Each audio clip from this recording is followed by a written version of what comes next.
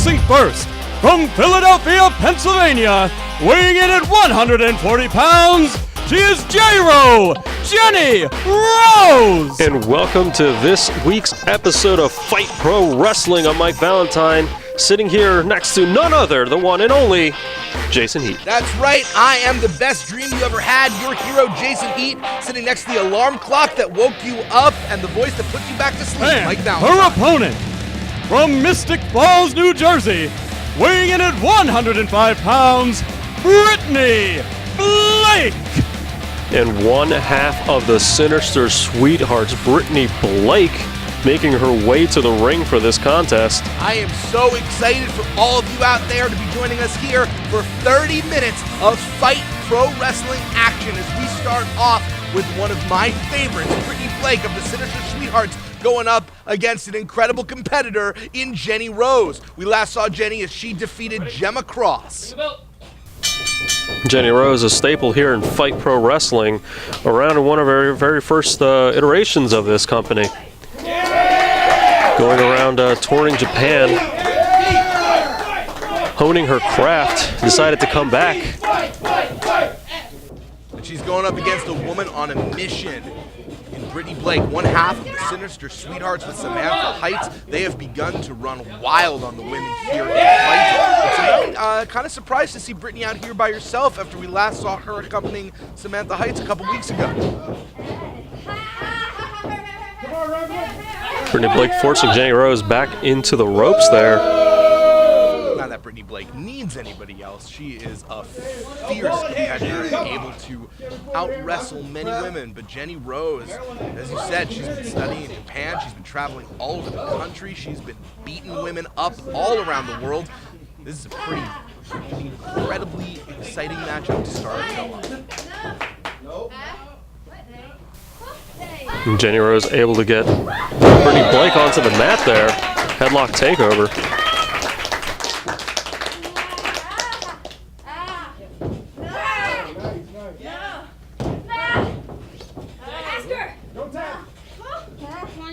Brittany Blake already asking the referee to ask Jenny Rose.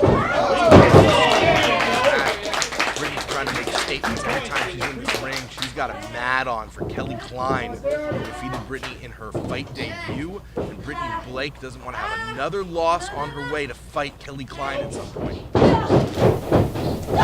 Rope shoulder tackle. Brings down Brittany Blake, goes for the cover. And a kick out at 2. Oh, she's grabbing the hair. Just messing with the ref now.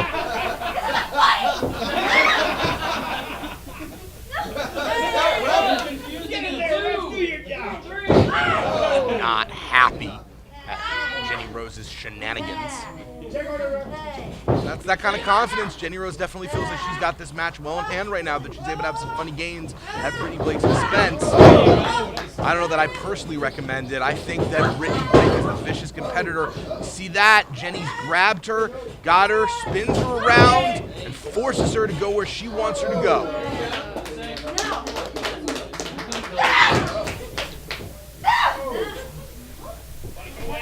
Brittany Blake rolling back, trying to get the cover.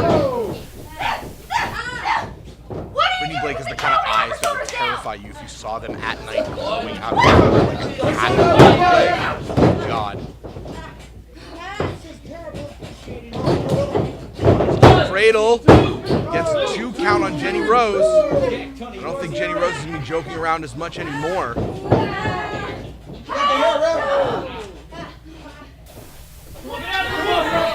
Choking out Jenny in the corner there. Now, when it comes between the two of these, Brittany Blake definitely has the speed compared to Jenny Rose, who has the power. So you better believe that Brittany Blake is going to want to get moving a lot faster pace than this situation here. These are both mainstays of the independent women's wrestling scene.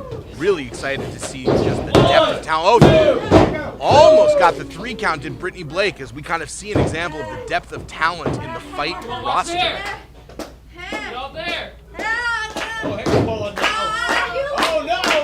Nice, locking those arms. You see how tight she gets her legs before those shoulders move back.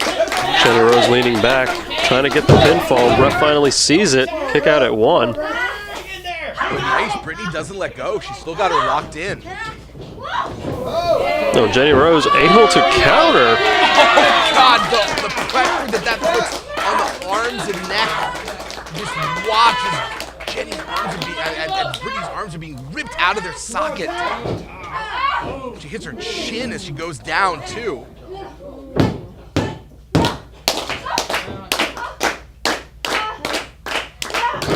This is an impressive array of submission moves that we've seen from Jenny Rose. I'm not used to seeing this much variety in this game, but it's kind of exciting to see.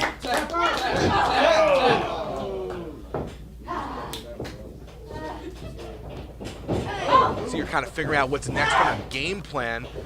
Gave Brittany a second to get her bearings, but really it was just a matter of bringing this match back to her feet. Jenny can kind of try for some strikes now instead of some submission moves. Coming in, and you're right, we haven't seen Brittany using her speed. Brittany Blake kicking out at 2.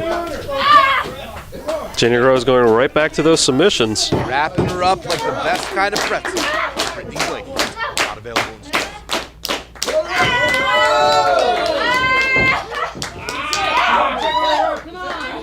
Got her knocked in that bow and arrow. The archer bows half broken. Brittany takes it and turns it into a 2-count herself. Smart counter there by Brittany Blake. Both women exchanging forearms now, center of the ring. I think you got a 2-count right there. It's typically a little more powerful, but you saw that Brittany was able to knock Jenny all the way to the mat.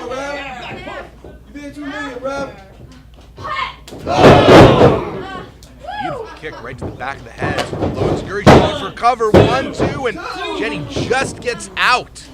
This has gone from fun and games to intricate counters and a lot of violence.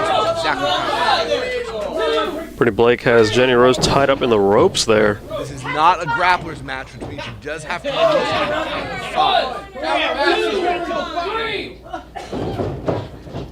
Holds on for 3. Getting her into the middle corner. Takes the opportunity to strikes in that chest. 2, 3. And there's that power we were talking about with Jenny. DDT right in the center.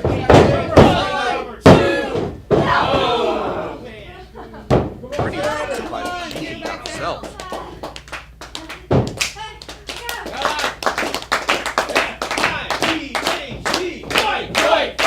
You've known Jenny for a long time. Are you impressed with this level of development? I think we're seeing a lot of things out of her. Oh, look! She's going for that Boston Crab.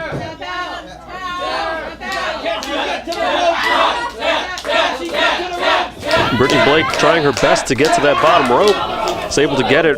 Jenny Rose needs to release the hold. Are you impressed with this level of submission development you've seen from Jenny Rose? No, of course. Everything about Jenny Rose has been nothing but phenomenal ever since she's touring Japan and coming back here, being with Women of Honor and Ring of Honor. She is really on the top of her game. It's incredible. Oh, flying cross body.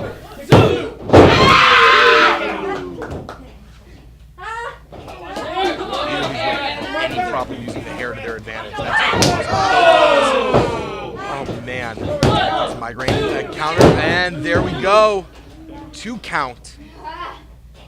Sharp knee right to the back of your skull. Easy thing to jump.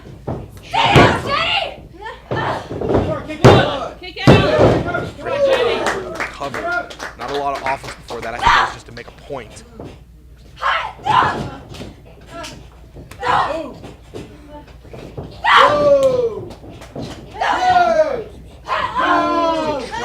Strikes.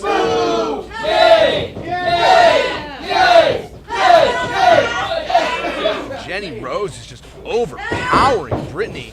Brittany's gonna have to go different if she wants to try and win this match. Because going strike for strike with Jenny Rose is a losing proposition. You just see every hit looks a little bit harder, getting her into position. Suplex on the bridge.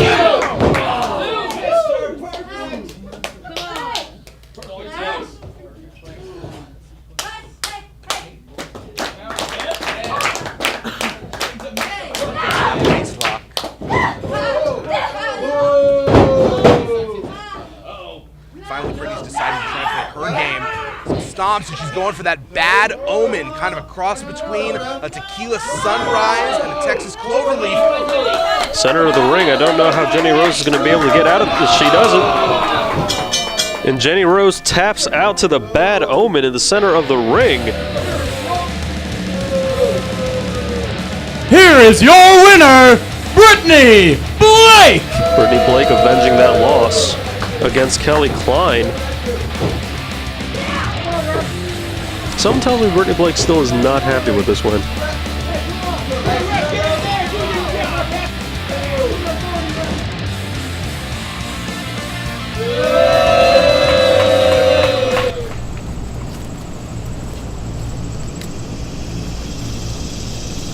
Hey, AC, Il O'Neill. So I hear you're a wolf? Nah. My name's Alan. Pleasure to meet you. Yeah, nice to meet you. But in the ring, the whole... Yeah, I just become a wolf when I enter the ring. You become a wolf in the ring? Yes, sir. So, you're kind of like Michaels Amaydo, your Whoa. opponent tonight. Michaels Amaydo is crazy. I just become a wolf, pal. Just become a wolf. How do you think you're gonna fare? I think I'll do just fine. Have you seen him? He gets in and out of the ring. Talks to an imaginary manager. Yeah. I'm just an animal. I'll be all right. Pleasure speaking with you. Yes, sir. Jenny Rose, a tightly contested match, unfortunate result. How do you feel? Right. I'm really upset right now. I mean, I did the best I could. I can't help it that Brittany's a dirty fighter. You know, next time I just have to be on guard. Hey, sweetheart, how you doing? Hey, What are you doing? I just watched your match. It sucks that you lost, but you know, I've been losing a lot too, so I feel like we have this natural chemistry. So let's just get out of here, have a good time. Are you an idiot? Get out of my face. What makes you think I'm interested in you? Especially after I just lost my match. Get lost, buddy. You know, she has a good point.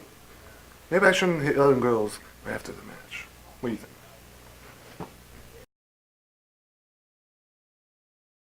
The following contest is a technical match, where the only way to win is submission or ring out. A ring out occurs when a wrestler leaves the ring with both feet touching the floor 3 times. Introducing first, residing from his lair in McSherrystown, Pennsylvania, weighing in at 175 pounds, AC Wolf! And it is main event time here this week on Fight Pro Wrestling, and we have a technical division match. AC Wolf going up against the returning Michaels Amaydo.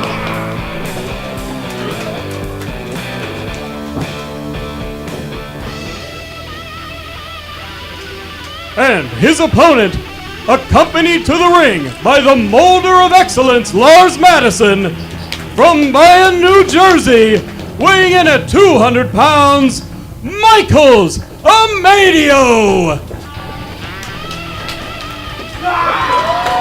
Now, we have not seen Michaels Amaydo, or Lars Madison for that matter, ever since the championship tournament that we did that crowned Tanner Reynolds as our first fight champion here.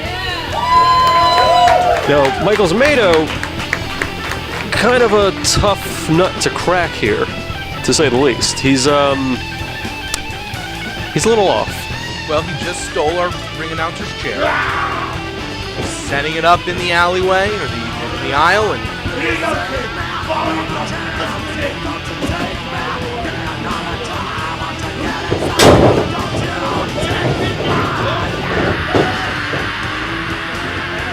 for anyone who doesn't know, what you're seeing in the ring is Michaels Amaydo, an excellent professional wrestler, a technician, a mat master. But the man you see outside, the man with the jacket, the man with the suit, the man with all the plans, that would be Michaels Amaydo's Molder of Excellence, Lars Madison. And if you don't see him, don't fret. None of us do either. Only thing that matters is Michaels Amaydo does. He listens to the voice that happens to be in that. Oh! The bell has already rung. This is a technical match, and Michaels Amaydo just gave himself 1 ring out already. Both feet have touched the ground. He's only allowed 2 more before he's considered disqualified from this match, and the match gets awarded to AC Wolf. Yeah, well, don't question the genius of Hard scratch, and that's 2. Michaels Amaydo already rolling outside to go talk to Lars. You can see the giant welts. Oh, wow, look at that scratch that those claws created. I think it's fair to say, Mike, that these are the 2 most unconventional fighters in all of fight. And I, for one, am extraordinarily excited to watch this match.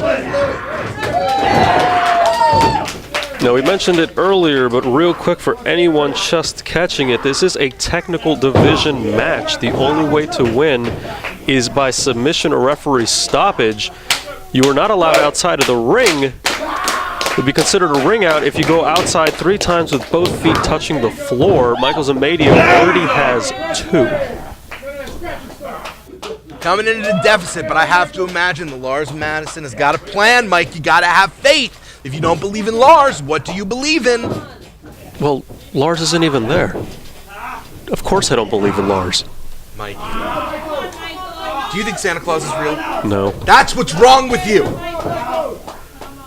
AC Wolf wrenching that arm, center of the ring. Are these 2 of the single best fighters in all of fighting?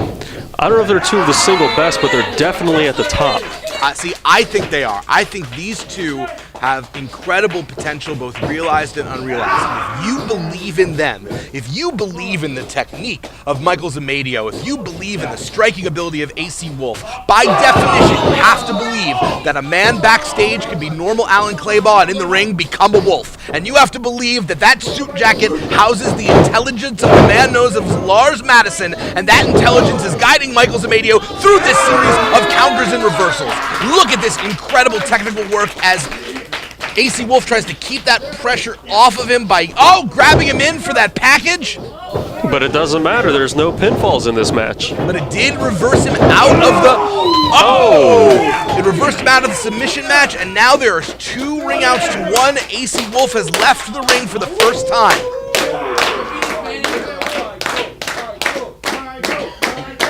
Looks like he tweaked that left knee a little bit on the way out. Wolf's not very good without all of his paws. Scratches across the back of his back are vicious. AC Wolf climbing to the top rope there. Double axe handle drop. Still favoring that knee after that fall. He definitely hurt that knee going outside. But you see, it's not stopping him. He's picking some body parts and taking them apart. The Wolf knows how to hunt.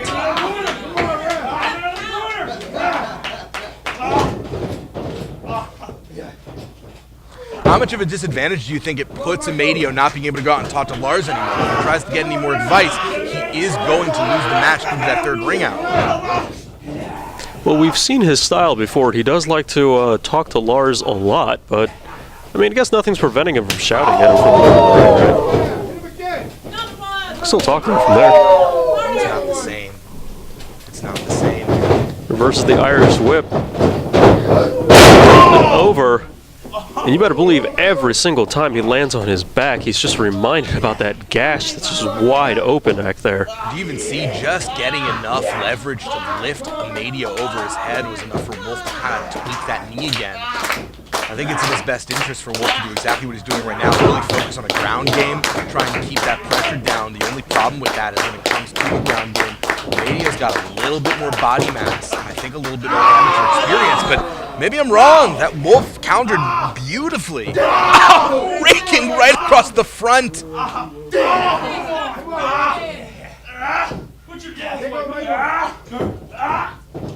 the end of this match, Amaydo is just going to be raw meat, and he's going for that ankle lock he likes to use to end matches. I've seen him win a number of matches with this ankle lock. Rolls him over. And now he's got him in an abdominal stretch. And amazing transitions by Michaels Amaydo here. Yeah, these 2 are just they're really impressing me with their ability. Right back to that ankle lock. I love the ferocity that both of them are going at this. This is kill or be killed, eat or be eaten, and that Wolf does not plan to go home hungry tonight. Watch, he's reversing that in. That's the bell lock, also known as the yes or no lock, made famous by one Mr. Brian Danielson. Now he's wrenching up on Michaels Amaydo.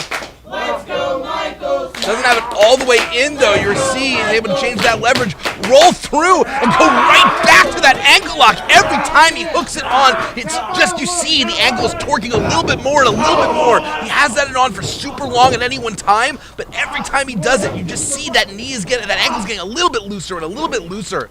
It's like working a socket, you know? AC Wolf doing the smart thing there, getting out of that hold. And now stomping away on Michaels Amaydo there into the corner.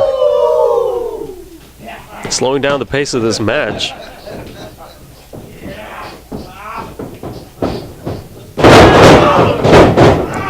Been working over that arm, that shoulder, that back region there this entire match. Tactical risk, using that knee, that bad leg to try and get that arm even worse.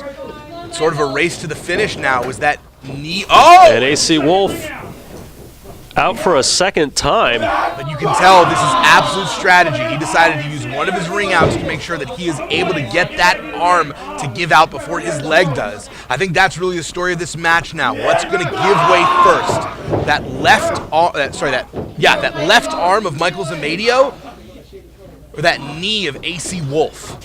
Which do you think has sustained more punishment so far, Valentine? Right now, I would have to say it's that arm. I mean, we already see the gash open there from the very beginning. Going for a double leg takedown, kind of wrapping him up. He's leaving that back exposed. It's already so raw. He's going to be hamburger meat by the time this match is over if he keeps exposing his flesh to AC Wolf and those extraordinarily tough claws. You know, he lets those nails grow for exactly these kinds of reasons, and there is no disqualification in this match. It can only be ended by submission or ring out. So these are perfectly valid ways to get out of these holds. And AC Wolf going right back to that arm. Yeah, but he's stopped by that knee yet again. He's going a lot slower than I think he'd like to, and that's good meticulous timing, but it's also because he just can't get the balance he needs. Oh, look the torque that arm is getting. And smart cover by Michaels Amaydo and going straight back to the ankle lock. Look, it's almost perpendicular to his leg now. Every time he goes, that ankle just starts turning and twisting. It's like a screw. Turns it into a single leg Boston Crab. Right in the center of the ring. The only positive in this situation is that it's not his arms that have been worked over, so he can, if he's able to, use his elbows, except that, oh my gosh, Amaydo sees that and goes and immediately stops him, locking in that regal stretch. AC Wolf using all of his power to drag both he and Michaels Amaydo to that bottom rope and finally able to reach it. I'm going to say it right now. Oh, Michaels Amaydo. Don't go out, Mike. Almost went back out there. Lars stopped him. He heard Lars. Lars said, don't do it. I got to tell you, Mike, I think this is so far my absolute favorite match in fight history. I mean it. These guys are just the creativity, the counters, the viciousness and violence. This is everything that fight represents to me. Oh, and Amaydo jumping over, taking a big risk. If he gets knocked down, he's out of his mount. He's going for that bulldog, and instead, discus clothesline by AC Wolf, and it may have taken his knee out.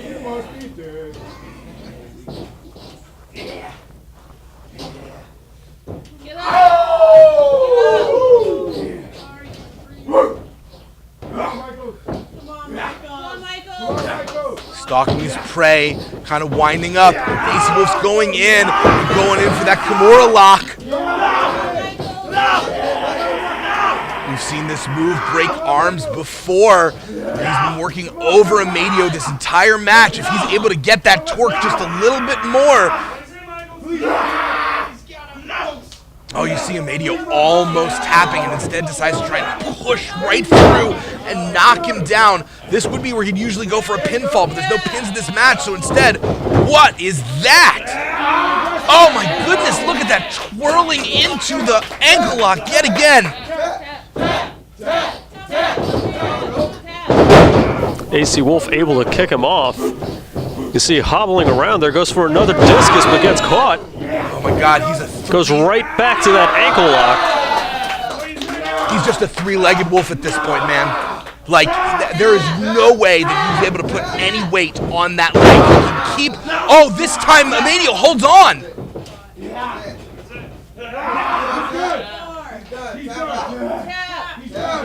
God, the grit and heart in AC Wolf. He keeps fighting. He's tried that twist around, but Amaydo's aware of it now and keeps holding on. This is the longest AC Wolf has been in this hold now. Not able to kick out. It's incredible he was able to muscle his way out of that hold, at least in terms of the specific positioning, enough to force Amaydo to try something different, and now to work from this kind of reversed position. Oh my god! I have never seen this move before in my life. I don't know how much of this AC Wolf's going to be able to put up with. He isn't! Wolf taps. Here is your winner, Michaels Amaydo! And in an amazing showing for both of these men, Michaels Amaydo coming out as the victor here. Going out to consult with Lars Madison. Thank you for catching Fight Pro Wrestling this week. We'll see you guys next time. How's your shoulder doing? Yeah, I won. It's great. I'm glad, I'm glad Brittany, you're doing better. Hold on, Poindexter. Yeah, no, they're just being rude. I'm trying to see how you're doing. But you'll be back soon? Because I need to know. Hold on. What?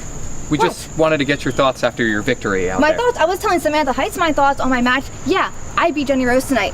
No surprise there. But I noticed Kelly Klein won her match. Didn't even mention me or Samantha. And we're the top girls. We run Fight. Didn't even mention us. But Samantha's injured. So I'm going to have to think of another way to get her attention. I saw them come to you, Bobby Shields. I saw them ask you the question, why is Corey Bush doing what he's doing? Why is Corey Bush doing this to you? And it should be simple to you, looking at you and looking at me. Why I would come after you. See, it's guys like you that made this hard for me, that made this industry, this business, and stepping out in that ring hard for me. Opportunities that should be mine based on my sheer size, power, and ferocity go to you because people think you look good. You're the kind of arrogant guy that will do push-ups on his opponent's back and they will cheer you for it. Well, I've gotten bigger and badder than I have ever been. And I'm going to take it out on you because you were trying to come in here and run straight to the front of the line. I will not have your name held above mine or anyone else's for that matter. I stand in no man's shadow. But you will see a shadow, Bobby Shields. When we go one-on-one, I will eclipse the lights above your body, and the only thing you will see is my shadow before I crush you with the weight of the world. And then you will know then all of your effort and all of the time you spent making the body was for nothing.